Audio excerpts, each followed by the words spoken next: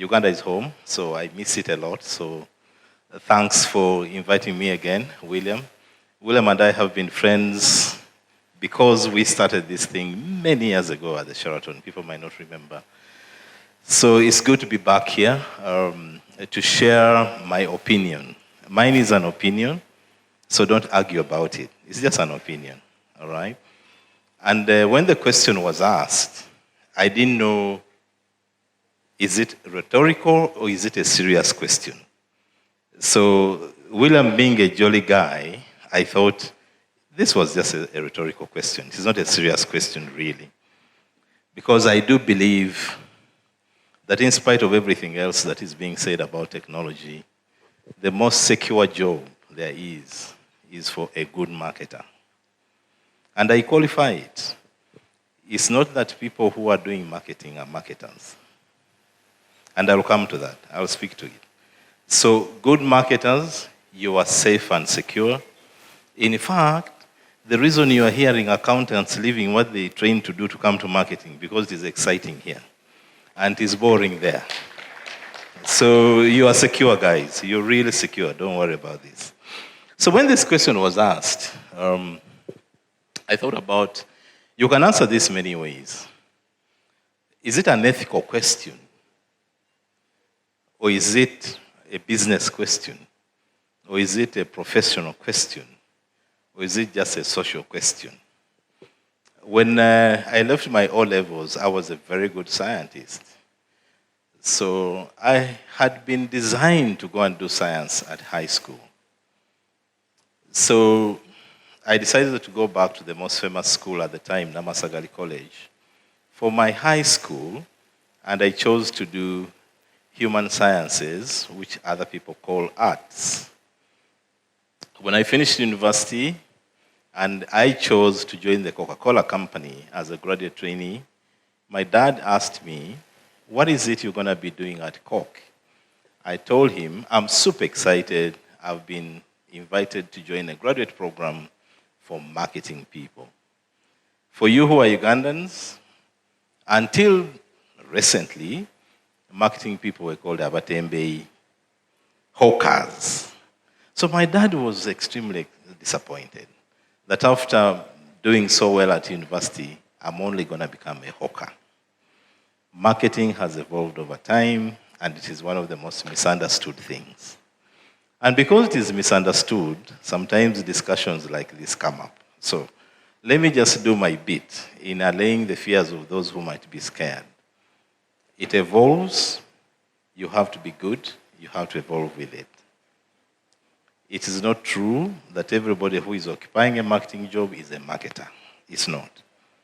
So all you have to do is transform yourself into a good marketer first. All right? That's the message I want to leave in the room. Transform yourself into a good marketer first. Here is my story.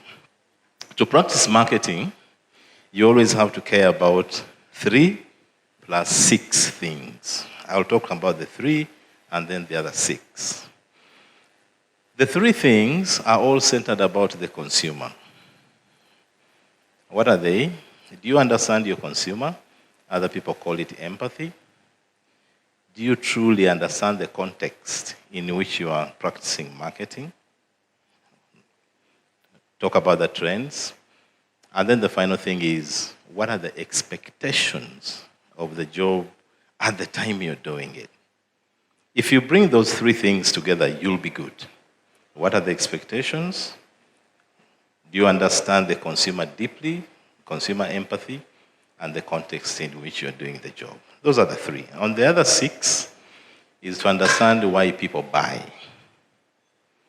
People do not buy because you've analyzed them to death, or they don't.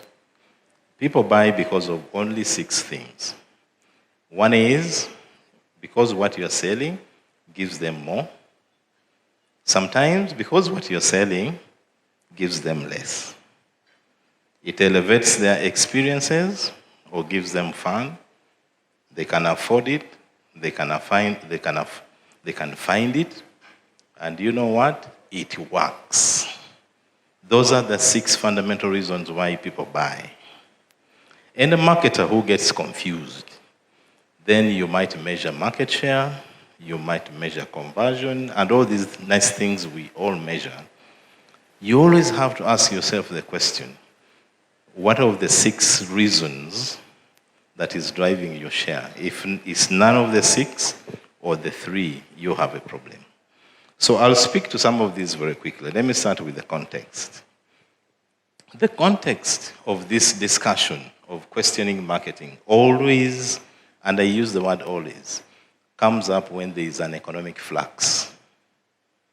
When organizations are under pressure, when consumers are chasing for value, there is always a question, does brand marketing really work? After all consumers are seeking for is something that works at the cheapest possible price. That is what always happens, right? And in asking that question, we forget that the fundamental foundation for marketing is laid on the traditional 4 Ps plus the new 4, which are the 8 Ps. And one of them is product. Does your product work? And the other is price. Is your price accessible? So it is okay sometimes when consumers are under economic pressure that they seek for value over and above the brand promises. And I'll come to that. So understanding the context is that the consumer we are selling to now is under flux. And I'll give you some examples. From a social point of view, when I was still doing marketing in Uganda, we had people who were called male and other people were called female. Marketers these days are dealing with fluid individuals, isn't it? They are neither male, they are neither female. Therefore, you have to understand, how then do I deal with this individual? That's a social flux, isn't it? We always got worried when our consumer base was growing old. We were told, oh, one of the problems I have is I don't have enough young consumers in my consumer base. The highest spenders in the world now are the retired old millionaires. They are driving trends. It is them buying the best Range Rovers. It is them buying the yachts. It is them buying the best estates. It is them influencing furniture. The most in-thing furniture now in the world is retro. It's not the new, it's the retro. And it's being influenced by the taste of the retired millionaires. So for a marketer not to understand that context, you miss the opportunity. So it is the context in which you're marketing. The other thing which is about society is that the population structure is changing. It is no longer about rural or urban. It is both. It is both. One individual both lives in the city and in the countryside. And therefore, their decision and behavior is driven by both influences. Over the weekend, they're in shags, as we call it in Kenya. Shags means village. And during the week, they're in the city. But both things are influencing them. So it's no longer necessary for you to categorize your consumer as rural or urban. It doesn't just make sense. So enough on consumer context and social. Technology, technology enables and accelerates disruptions. That is all it does. It enables and accelerates disruptions. And what has technology done to the consumer we market to? It has done 3 things. How do they socialize? How do they consume information? How do they make decisions to buy? Those are the 3 things that really technology has done. But what has not changed is that human emotion still exists. Unfortunately, for me, being an economist, I know while I was told in economics class that consumers are rational, in many years of practicing marketing, I know consumers are irrational. They're irrational, and that's why they buy things at premium prices, even themselves cannot explain why they had to pay that amount of money, but they just love it. Our role as marketing is to blur the choice between rational and irrational. And that's where the value really lies. On economic, we do know people are under pressure. All researches you're reading, and I'm sure you have the same information I do have, people are under pressure. And because they're under pressure, they're looking for fewer things, more basic things, and they are looking for things that work and they trust. So while on one side you think, because they are under so much economic pressure, they are only going to be chasing after things that are cheap, it is at that time that they don't want to experiment with brands they don't trust. It is at this point when consumers are actually shifting brands or prostituting brands that there is a big opportunity for a marketing person to say, you know what, I know you're under pressure, you will not take something which won't work. So build trust and faith in the product that you offer during a crisis, all right? I think the other for me is the gap between those who have and those who don't. As big cities become bigger, for us who are practicing marketing, unfortunately, we are confronted with a population that is hurting because as the people flow from the villages into the cities, they confront inequality. And it is inequality which is the problem. It's not absolute poverty. So when somebody is seated on the other side of Naguru Hill and looks down in the morning, they're seated in a slum, but there are people playing golf at 9. How does it make them feel? The guy is so rich that he can afford to play golf at 9. Meanwhile, the guy in the slum in Naguru is looking. He doesn't know whether he'll have lunch. It is that creates the sense of, therefore, for me as a consumer, how are you going to talk to me in a way that I can relate with you as the brand? And I'll come to some of the proposals that I have of what else we could do. Environmental. We do know that for us who in marketing, consumers are now really, really concerned about what we do and say about the environment. Ensuring that the products are recyclable, the packaging is not one that destroys the environment, energy use, and what we say about that, all right? So all of this is context. The final thing on context is politics. There's a lot of insurgencies across the world, political insurgents, small parties, young parties, of angry people. Actually, people hunkering in, whether it is in France or Samalema in South Africa, and whatever, there is a huge insurgency of political dissatisfaction. And how does that manifest itself in consumers? Consumers do not trust big organizations. Consumers actually do not trust brands. And that's the reality. So once you accept that that's the context in which you're working, then what do you do about this? In 2023, there are some really significant things happening that I would be leaving with you in the room as marketing people. One is the economic crisis means that people are in a survival mode. And when people are in a survival mode, what is it they do and how do they make the choices? We shall come to that. Loss of confidence in leadership is a big thing. So big brands are losing consumers faster than insurgent brands. It's a phenomenon you are seeing in government. It's a phenomenon you're seeing in private sector. It's a phenomenon you're seeing in industry. And that is also affecting big brands across the world. Consumers actually, post-COVID, are swinging back into aspirational brands faster.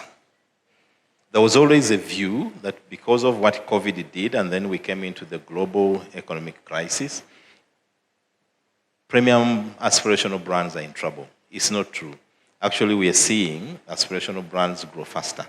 My colleagues who work at Johnnie Walker possibly would confirm that Johnnie Walker is growing fastest during and after COVID than it did before. And we see that with many other premium brands across the world. Why is that? The threat of death that COVID reminded people just want to give themselves a good time. People just want to treat themselves well. People want to consume better. People want to look after themselves, all right? And I think the other trend that we're seeing is the one of well-being. People really looking after themselves and ensuring they eat well, they look good, they sleep well, they have a balanced life. So those are major trends that we are seeing in 2023 that as marketing people you might want to care about in case you're not doing that already. But therefore, for consumers who are in a flux, as I've described here, what do you do? So yes, Henry, you're right. Brands are no longer in control. The truth is, brands are no longer in control, which is a good thing. It's not a bad thing. Because once you are not in control, the expectation from society for you to lead them becomes less. So the pressure for you as a marketing person is to have a conversation rather than provide leadership. Because the society is such in a flux that if the burden of leading is upon you as a brand, it becomes difficult. But if you're part of the conversation, you are providing a point of view. And that's, if some of you are reading the latest materials on marketing, campaigns or campaign ideas, it is about providing a point of view. This is not leading consumers or giving direction, okay? And all of that is coming from the fact that brands are just accepting that they've lost control. Consumers are prioritizing spending on fewer basics. That is true. And if you know that, then you have to work really hard to understand how do I become part of the short list of the things that consumers are spending on now. So they're shopping less, the baskets are becoming smaller, they're shopping more frequently because they can't spend every week. And all of this means that the shopper missions that they do every week are increasing. And for all of us who are practicing marketing, the idea of a loyal consumer, the fact that they bought you on Monday, they will buy you on Friday, does not exist. So for us is now to know that every time they walk into those shopper missions, 5 times a week or 7 times a week, every single one time of those missions, they make different decisions. So it's becoming more complicated, that the fact that you touch them on a Monday and they bought you does not mean that they're going to buy you on Tuesday, Wednesday, Thursday. When consumers are making less shopper missions, it becomes easier because then it's once a week. I do a big shopping for my pantry fill. It is easier for you to deal with that kind of consumer behavior. But if somebody is having to go to the kiosk twice a day, I live in Kenya, I go to Mombasa a lot.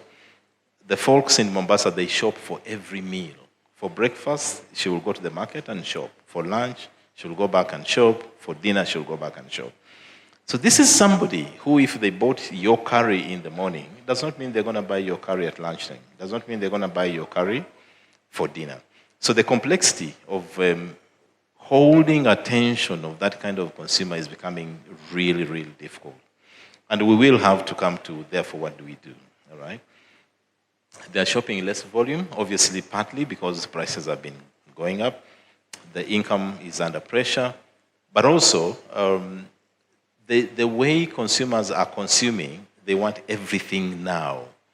So if I have 1 million Uganda shillings, I want everything now. I can't afford to keep airtime of 100,000 on my phone. In fact, when I speak to my nieces and nephews, they think that is stupid. Why would you keep 100,000 on your phone? If you use 5,000 every 2 hours, load 5,000 every 2 hours. What's the problem? So it's because consumers are seeking to have everything now. And that means that A, it's just 1 million they have, and everybody is fighting for that million, and they're going to have to make many, many decisions about your brand and your category many times a day. I was reading some research, I think it was by Ipsos or somebody, and it was interesting. Consumers are asking you, the brand owners, talk to me in my language. When I was still working on global brands, Coca-Cola, Guinness, John Walker, we always spoke to consumers in English, all right, or French, depending on where you lived. But this report was saying, a survey was done, I think, 2 months ago or so, and 80% of Ugandans are saying they listen to TV programs in their language, 80%. And 66% of Ugandans were saying, I listen to radio programs in my language. So for you who is running a global brand, how then do you convince your head office that's a good idea for John Walker to have it communication in Uganda, or that Guinness is going to speak in Rutoro? That is, I think, the new challenge that we as marketers have, to be convincing the stakeholders internally, but because of the changing consumer and the context in which we're doing marketing, being bilingual or speaking local language is no longer a reflection of being less premium. So it is a change in the context, but it's not a change in the practice or the principles in which you have to execute the marketing. Traditional, I like going between marketing and sales because, like Henry says, the two things are fusing and they're mashing. One of the interesting trends that we're seeing is that actually there was a lot of hula about e-commerce and, oh yeah, this is the death of traditional trade. It is funny that actually traditional trade has become stronger and on-premise consumption has become stronger. The drivers being two, it is cheaper, and number two, the serving of single serves, the sachets or little packs. You won't get that a lot if you go to Carrefour or you go to some of the supermarkets. So the resilience of the traditional trade means something for the marketing team and the marketing people. So for me, if you were a brand manager now in Uganda, you'd be saying, have I built strong enough a plan to continue growing my brands in the three areas where growth is coming from?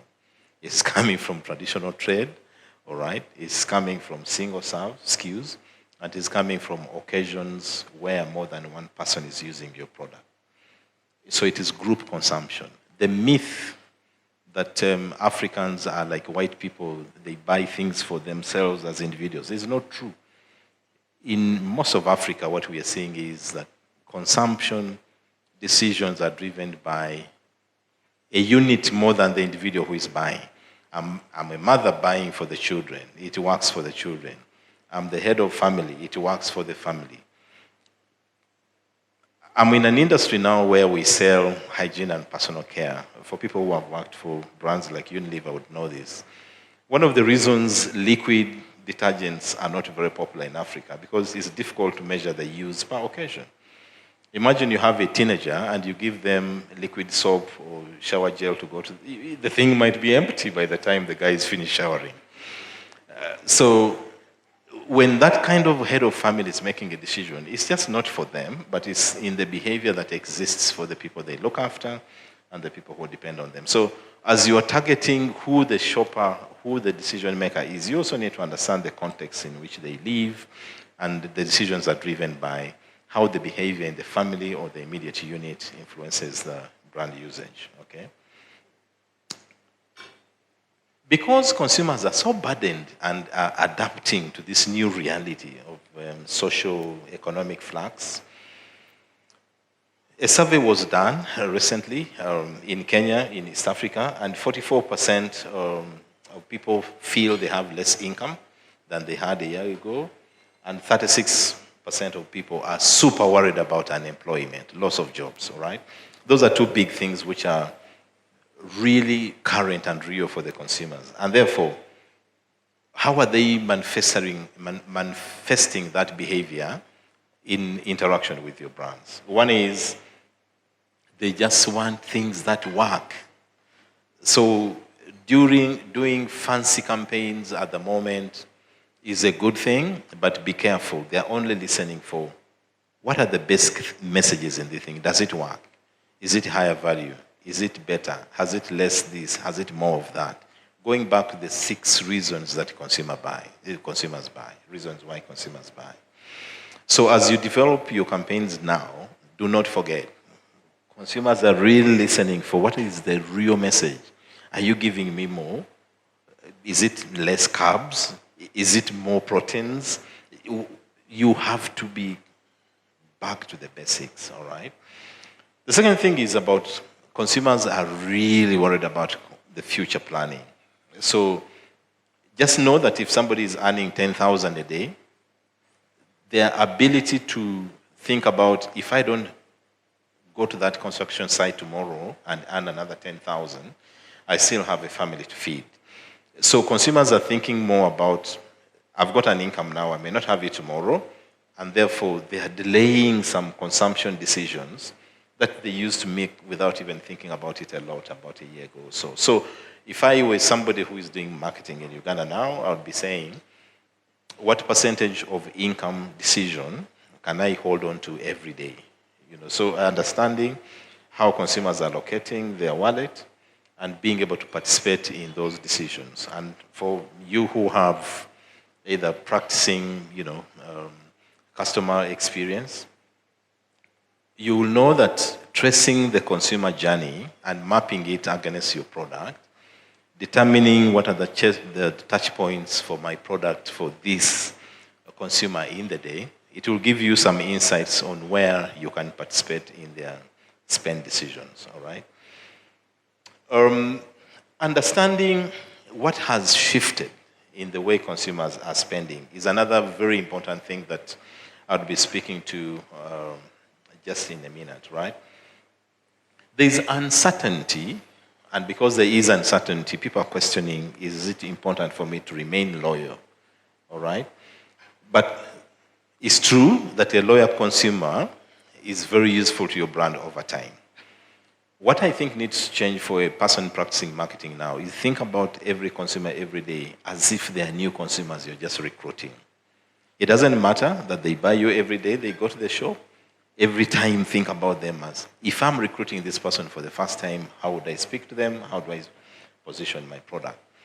Because do you know what? Tomorrow, the shopper missions are very many. The competing decisions they have to make for limited income are a lot. And like I said, they're just looking for the basic things that work for them every day. So a study was done by Nielsen. I was one of the speakers 3 months ago or so on what are the insights in East Africa. And they really presented great work that they had done across Africa. For East Africa, including Uganda, 7 out of 10 consumers have changed brands in any category over the last 1 year. 7 out of 10. So consumers are buying something different. 7 consumers out of 10 are buying something different this year compared to a year ago. When you think about that, you're like, oh my God. But when we went through the data, and this is where I disagree with Henry, and I'm seeing chairs here, I hope we are going to disagree. What came through that categories that had strong brands had less switching? And listen to this. In East Africa, the categories that had the lowest switching were Femicare, because they have strong brands. I don't want to give anybody airtime, but because they have strong brands.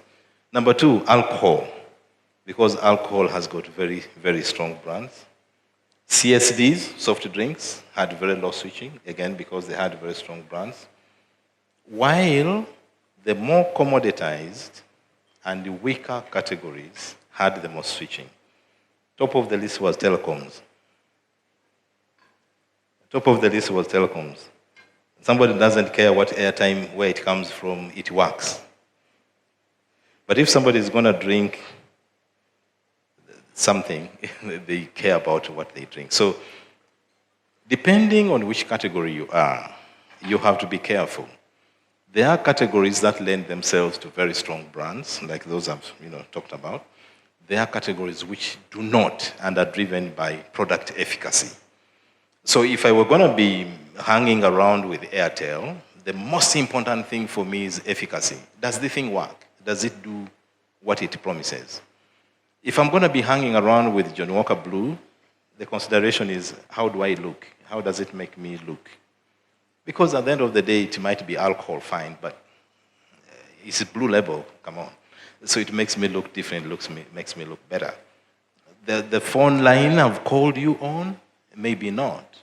So as marketers, the principles might be the same, but just understanding that there are some categories that need different nuancing and looking at that differently. I think the other thing is to then say, so what does all of this mean, all right? Because the question on the board is there danger for marketers? I'm saying there is no danger for marketing, but there are some people who are seated in marketing jobs. Of course, they will be asked to leave. I'm not surprised people are being asked to leave in 38 months. If you're not doing your job, you're not evolving with the discipline, of course, they'll ask you to leave. Because any organization that is serious about the insights, can you apply them? Can you execute campaigns and execute them properly? Do you understand what competition is doing, and are you going to keep ahead of them? Being where the consumers are. So Henry is right. For me, the best research is walk out your office, wander around the streets, go and hear consumers give you the unfiltered truth. I don't like focus groups anymore because you invite them, you give them chips and chicken, air conditioned. Of course, they can guess that you want a good answer. They will give you the good answer. If you want to hear how it is, go to a window market. Don't tell them who you are, and just listen. So listening to consumers in their environment, I think Henry is right, gives you the best insights, right? So if I were a marketing person, I think there's all AI tools and analytics and everything else, but you're dealing with emotional people. If I tell you I don't like you in a cold voice, versus Tolu is Nigerian. When a Nigerian tells you she doesn't like you, the voice, the tonality, you can't express that in a research, can you? Because you're still reporting that the report says they don't like you. But if you were there and just saw the animation, you would understand the problem is stronger than the statement I would have read in a report. So I do agree with Henry. As a practicing marketer, please be out there as frequently as you can and listen to the unfiltered truth from consumers.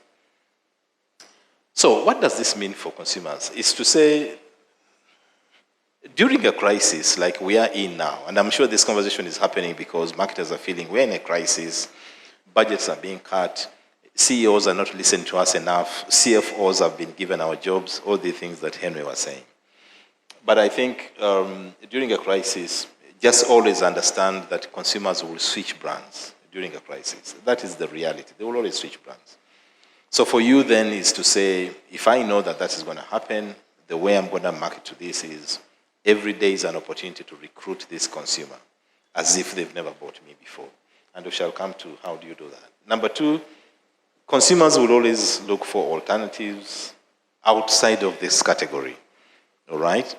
So if you are selling beer and things are really thick, consumers are likely to go drinking spirits because the kick they get is different, so they swap out of your category. And if people are swapping in and out of the category, either you participate in that category or you find what I think Henry was calling collaborations. Because there are times when collaborations help to make sure that both of you are benefiting from the swapping that is going on. I think it's for that very reason that I do feel that a good marketing professional will always be secure and have a job to do. Because it is so dynamic, it is changing every day, and it confounds long-term predictions. You almost have to be on the button every week, every day. I propose a few approaches we could take to adapt to this kind of crisis, and Henry has spoken to some of them. I will not repeat those. Packaging innovation to make sure that it is suitable for a price point, is accessible, and it answers specific occasions, all right?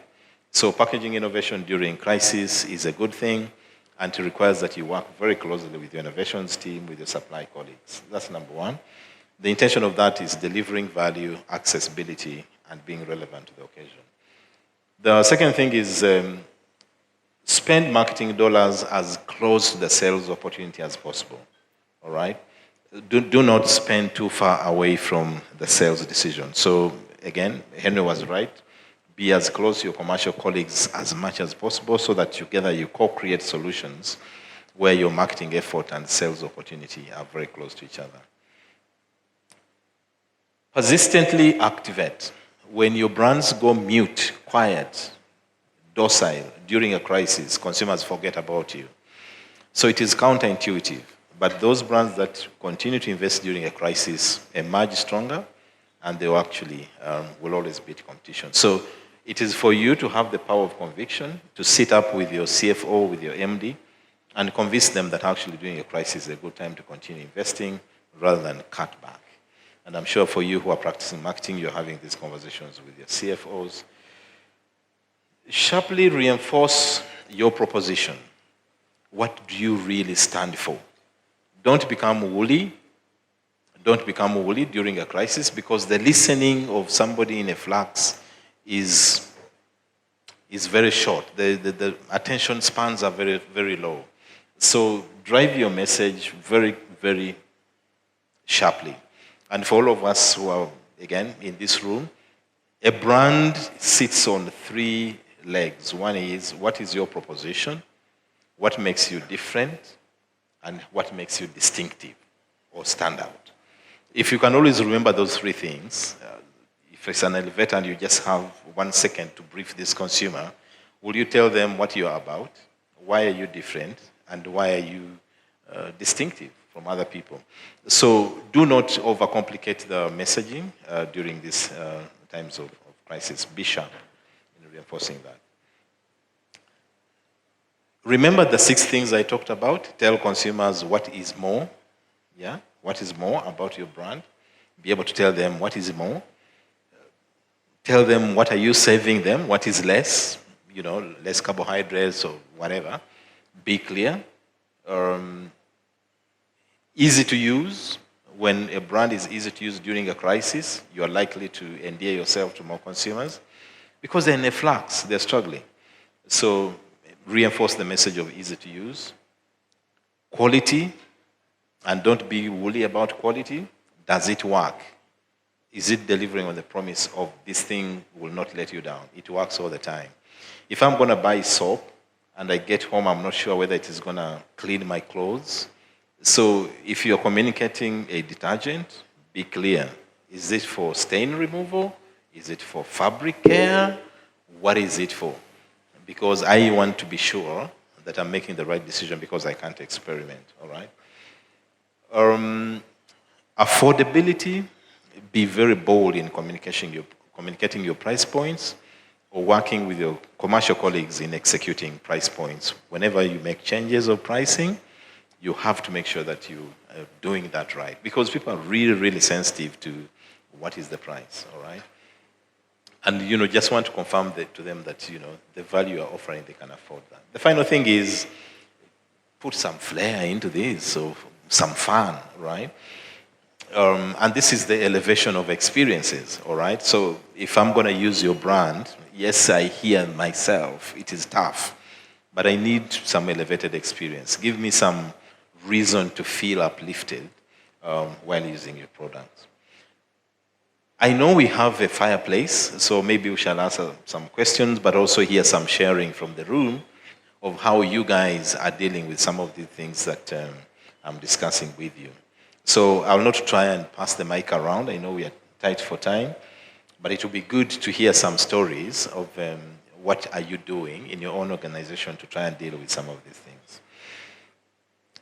Internal stakeholder marketing. All right. During a crisis, you have to be the best salesperson for the marketing function in your organization. So the role of the CMO has to be handed to the CEO. You have to make sure that the CEO is in lockstep with what you're doing as a marketing person. Let them be your closest ally. You have to brief them. You have to show them what you're doing, to constantly remind them this is an investment. It's an investment we are making. It is something that will pay off and demonstrate to them how, all right? So do not leave this job to only yourself and your team. You have to hand this back to the CEO and ensure that you're together driving this. The second thing is elevating your internal pitch. Sometimes marketing people, we undersell ourselves. So elevate your own internal pitch and almost ensure that it's undistinguishable, the existing of the organization and the marketing work you do. You always have to elevate your pitch. Put it as high as the organizational purpose. Ensure that the strategy is reflected in what you're doing. Ensure that the human resource conversations that are happening are all clustered around your brands and brand categories. So that if somebody had to rip marketing out, they're almost ripping out the soul of the organization. So you have to elevate your internal pitch. Be ruthlessly accountable. So I agree with Henry. Agree with the CEO. And I repeat, agree with the CEO. I have a view as a marketing person of what we need to measure. What else would you want us to measure and show you? Let them tell you. Once you've had that alignment, you then go figure out with your colleagues, how do we give them that evidence of measurement, all right? So ensuring that ruthless accountability for the financial investment is clear especially the CEO and the CFO.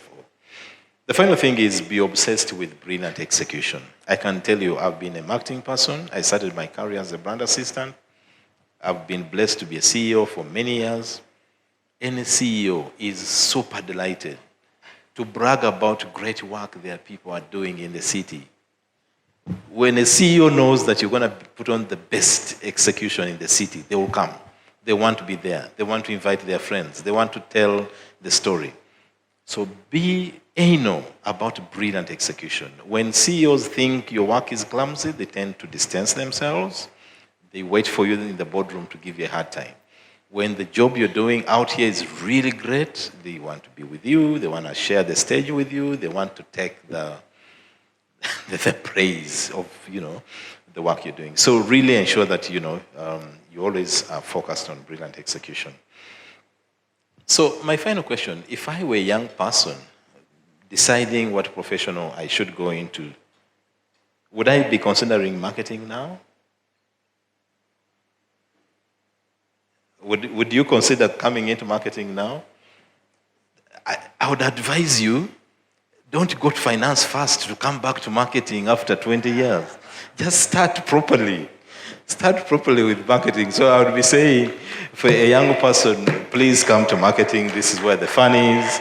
And I would be saying, for those who are still considering a career, it's a great career.